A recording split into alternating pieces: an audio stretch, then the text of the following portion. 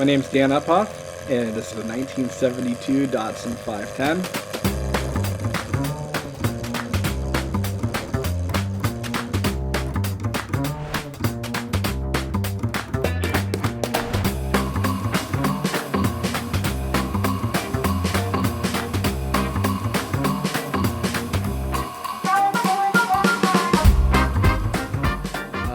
I've had about 20 different Datsuns. I've been into Datsun since I was a kid. I remember sitting in the back seat of a 510, reading a book or playing with toys and letting my parents take me to whatever show we were going to that weekend. We had our Blue Lake Datsun Show that's been going on. This year is the 34th year. My dad is still the president of the club. My first Datsun I got was my purple 510, which is in the garage. It was my dad's car for like 15 years before that. It was his daily driver, and did a lot of stupid stuff with the car growing up. Art Hughes was the original owner of this 510. He bought the car brand new back in 1972. He actually bought it for his aunt. And then in 1979, when she passed away, he got the car back. It only had 7,000 miles put on it.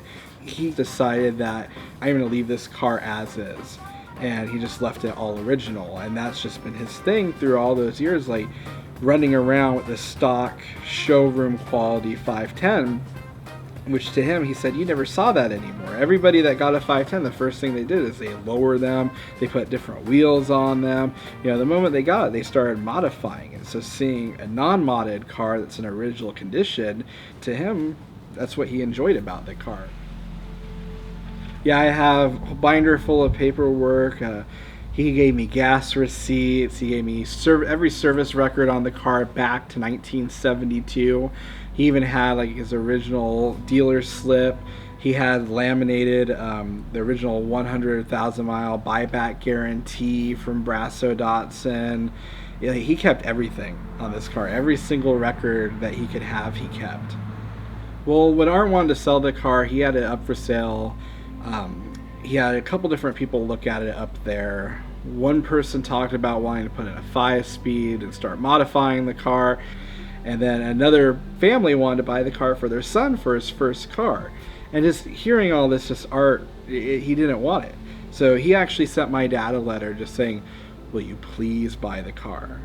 And for me, like, growing up with the car and seeing it at all the shows since I was 5, like, I loved the color of it, I loved how it looked, you know, I loved Art. And when he told me about the letter, I was just like, buy it. Like, go buy it from Art, and then I will buy it from you. And so he went up there, he bought it from Art. He had to go through the whole process of importing it, because it was a Canadian car, so he had to go through American customs and all that.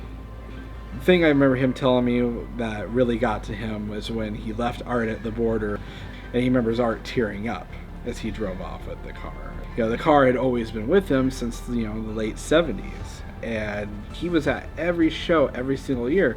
And it was when he didn't show up, that's when we ended up finding out about him being sick, and he wanted to sell the car to make sure that it was taken care of.